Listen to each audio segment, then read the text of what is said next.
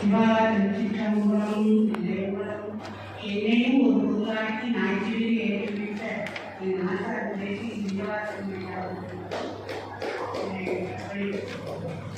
என்னால் பேசுவனே போக்கி எந்நாட்களுக்கும் விரைவாக போக்கி வளர்ச்சியில் பரவுவார் சம்பந்த சரணாகி அடிகள் ஆரூர் அடிகள் திருவிழிகளே சரணம் சரணம்.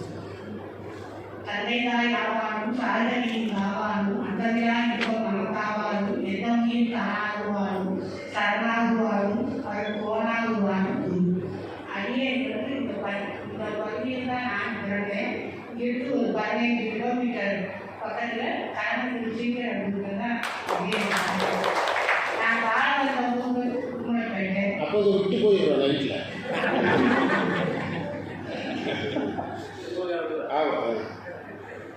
அதுக்கு ஒரு அம்மையோட அனுப்பணி வந்து எனக்கு ஒரு வாய்ப்பு மணிவாசக பெருமான் அருளிய திருவம்பாவையில்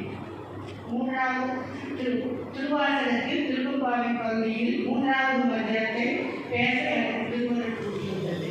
முத்தன்னையாய் முன்பத்தை அத்தன்மானந்தன் அமுதன் என்றூரி கிட்ட பேசுவாய் வன்முன் கடையிடவாய் பற்றுரை ஈசன் பலரி பாங்குரை புற்றடியோ உண்மை வீட்டு ஆட்கொண்டால் கொள்ளாதோ எட்டோரின் நன்புடமை எல்லோ மறியோமோ சித்தம் மலரியார் பாடாரோரம் சிவனை இத்தனையும் வேண்டும் எமக்கே ஓயம்பாவாய்.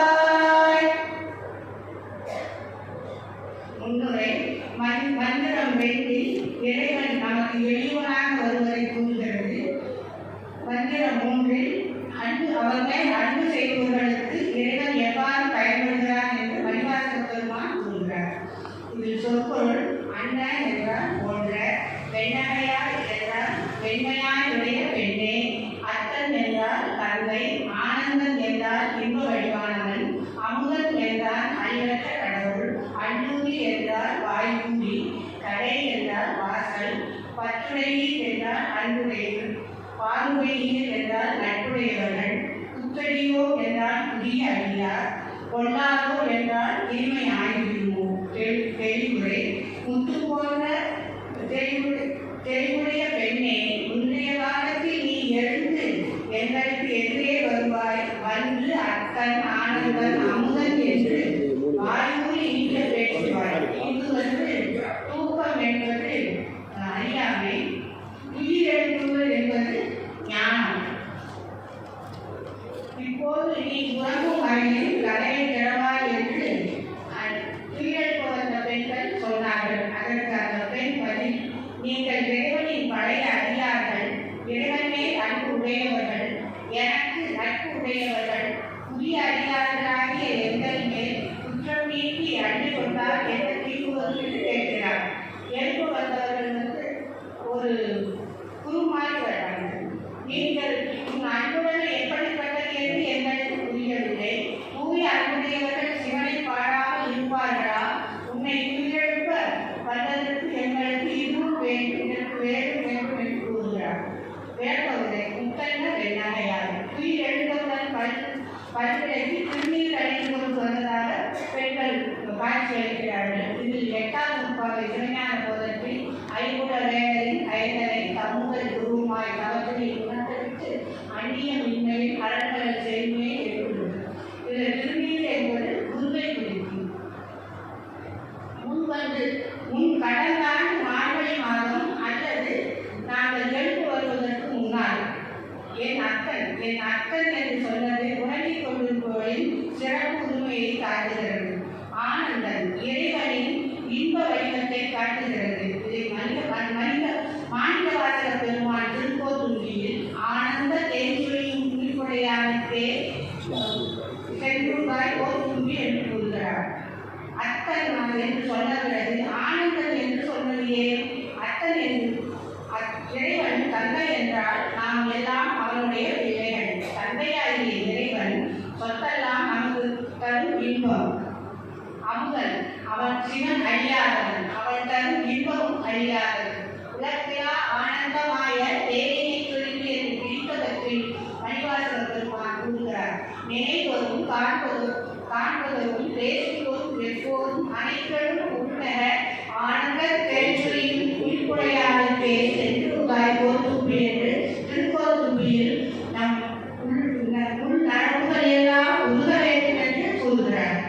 பத்துடையில் சிவனடியார்களுக்குரிய 10 குணங்கள். அகக்குணம் 10, புறக்குணம் 10. இதையே அப்பர் பெருமான் தேவாரத்தில் 10 குணம் என்று கூறுகிறார். விண்ணுக்கு ஒரு கருத்து, தேவர்கள் உண்ட அமுதம் சிற்றின்பம், இறைவன் என்ற அமுதம் நமக்கு தருவது பேரின்பம். இறைவன் தருவது பிறப்பை தராது, அமுதம் வந்து பிறப்பை தரும் நமக்கு. இதையே பெரிய புராணம் ஞானசம்பந்தர் 476ஆம் மந்திரத்தில் அடியார்தாம் இறைவன் என்ற செய்தி அந்த மந்திரத்தில் உள்ளது. வேத விழுப்பொருள். வேதம்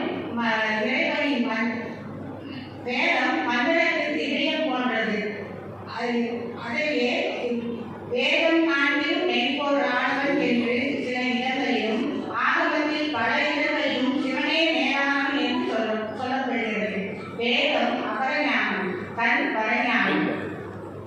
உள்ளுக்கு என்றுள்ள இறைவனை அறிவிக்க பற்றற்று இருக்க வேண்டும். உதாரணம், காதலாயில் கசிந்து கண்ணீர் மொழி ஒருவாழ்வை நன்னறி குறிப்பது வேதம் 4 மென்பொருளாவது நாதன் நாமம் நமச்சிவாயவே. என்னையும் இந்த மேடையேற்றிய அம்மையப்பர் அருட்பணி அறக்கட்டளை மன்றத்திற்கு நன்றி கூறி வணக்கம். அம்மையப்பர் மற்றும் நண்பர்கள் எல்லாரும் சேர்ந்து இந்த நிகழ்ச்சியை சிறப்பாக நடத்துகிறாங்க. அம்மா அவர்கள் முத்தன்னர் எண்ணகையாங்கிற மந்திரத்துக்கு பொருள் சொல்லியிருக்கிறாங்க. அதில் ஒரு செய்தி சொன்னாங்க. சிவனடியார்களுக்கு 10 குணங்கள். புறக்குணம் 10, அகக்குணம் 10. இப்போ அகக்குணத்துக்கு ஒரு உதாரணம் தான் மெய்தான் அறிவி விதி தித்துவும் திரையார் கணக்கன் கைதான் தலை வைத்து கண்ணீர் தரும்பி எழுதி உள்ள பொய்தான் கவிழ்ந்து உன்னை போற்றி சயசய போற்றி என்னும் கைதான் இடமிடே உடையாள் என்னை. அதுதான் அகக்குணம். அது வந்து அகக்குணம். புறக்குணத்தில் ஒரே ஒரு குணம் ஞாபகம் இருக்குது, அது மட்டும் சொல்கிறேன். அருணைவிடியல் முதலியார் உரையில் இந்த 20 குணத்தையும் சொல்கிறேன். புறக்குணத்தில் 1, யார் வீட்டில் வேணாலும் சாப்பிடலாம், சிவனடியாக இருக்கணும். ஒரு சிவனடியாருக்கு 10 புறக்குணங்கள். அது 1 என்னது, யார் வீட்டில் வேணாலும் சாப்பிடலாம், அவர் யாராக இருக்கணும், சிவனடியார் அதையெல்லாம் சாப்பிடணும். 10 குணங்கள் 1 குணம். இதையெல்லாம் அந்த குணங்களையெல்லாம் எடுத்து சொன்னாங்க. அதே மாதிரி இந்த மார்கழி மாதத்தில் அந்த குழந்தைகளோட அதை விரிவாக சொல்ல வருவாங்க. இப்போ ஒரே ஒரு செய்தி சொல்கிறேன். கூவின பூங்குயில் கூவின கோழி குருகுகள் இயம்பின சங்கம். திருப்பள்ளி எழுச்சியில் திருவம்பாவை பேசும்போது அங்கே இருக்குது சார் கோரிக்கைன்னா நான் ஜட்ஜி என்னன்னு பேசுகிறேன், சரியா? அதனால் அவர் அந்த திருவாசகத்தை நம்ம பாடுறோம். ஆனால் கண்டபாணி தேசிகர் அதை அழகாக பார்த்தார். இப்போ ஒரு புது பார்வை உங்களுக்கு காட்டுற பாருங்க. குயில் வந்து சுத்தமாக கருப்பாக இருக்கும், நம்முடைய அறியாமை கருப்பாக இருக்குது. கூவின பூங்குயில். கூவின கோழிக்கு கருப்பு குறைவாகவும் சிறப்பு அதிகமாகவும் இருக்கும். மார்கழி மாத வழிபாட்டில் நம்முடைய அறியாமை குறையுது. குயில் மாதிரி கருப்பாக இருந்தால் நம்ம எப்படி ஆகிடும், கோழி மாதிரி ஆகிடும். வடிவேல் சொன்ன மாதிரி நான் கருப்பாக பயங்கரமாக இருப்பேன், என் தம்பி பயங்கரமாக கருப்பாக இருப்பான மாதிரி கருப்பாக இருந்தனால கருப்பு சிவப்புமாக மாறுறோம். அதற்கடுத்து குருகு என்பது நாரையில் வெள்ளை நிறம் அதிகமாக இருக்கும், சாம்பல் நிறம் கொஞ்சம் இருக்கும். அப்போ மார்கழி மாத வழிபாட்டில் நமக்கு இருட்டு 90% போகுது. அடுத்தது சங்கு என்ன நிறம்? மார்கழி மாத வழிபாட்டில் 100% இருக்க அறியாமை எத்தனை சதவீதம் போகணும்? இதுதான் கண்டபாணி தேசிய திருவாவூர் ஆகிய புத்தகத்தில் உரை சொல்கிறார். கூவின பூங்குயில் கூவின கோழி குருகுகள் இயம்பின சங்கம். கூவின கோழி சமய தீக்கை, குருகுகள் இயம்பின விசேட தீக்கை. அல்லது குருகுகள் கோழி வந்து குயில் வந்து சமய தீக்கை, அடுத்தது கோழி விசேட தீக்கை, அடுத்தது நாரை வந்து நிர்வாண தீக்கை, சங்கு வந்து ஆச்சாரிய அபிஷேகம். எல்லாம் உள்ள இருக்குது. என்னை கண்டுபிடிக்கிறது இந்த இடத்துல உங்களுக்காக ஒரு செய்தியை சொல்கிறேன். பண்டிதமணி கதிரேச செட்டியார் திருச்சதகம் 100, நீத்தல் நம்ம 50, திருவம்பாவை 20 உரை எழுதிக்கிறாரு. லைஃப்பில் அதை ஒரு தடவை படிச்சீங்கன்னா திருவாசகத்தில் எல்லாம் புரியும். திருவாசகத்தில் எல்லா பகுதியும் புரியும். அந்த முகவரி வந்து நான் ஐயாவுக்கு அனுப்பி விட்றேன். என் பேக்லேயே அந்த முகவரி கொடுத்துட்டு போகிறேன், வாங்கி படிக்க. அற்புதமாக படிக்கலாம். அந்த செய்தியெல்லாம் மிக சிறப்பாக சொன்னார்கள். அந்த சித்தம் அழகியார் பாடாரோ நம் சீவகை அப்படின்னா அந்த பாடாரோங்கிறதுக்கு பண்டிதமணி வந்து திருச்சதகத்தில் 13வது மந்திரத்தில் விளக்கம் சொல்கிறாரு. 13 திருச்சதகம் 13ல் பாடுதல் என்பது மிக எளிமையான பணி. உண்டாண்டியா எல்லா பணியை விட ஈஸியது பாடுறது. அதை கூட நான் செய்யாமல் இருக்கிறேனே, செய்யாமல் இருக்கிறாயே என்பது. அதைத்தான் அந்த பாடுதலை வலியுறுத்தி இருக்கிறாரு சொல்லுகிறார். அதையெல்லாம் சிறப்பாக சொன்னாங்க. அவர்களுக்கு நன்றி சொல்லி அடுத்த அடியாக அழைக்கிறோம். அடுத்து குழந்தையம்மாள் அவர்கள்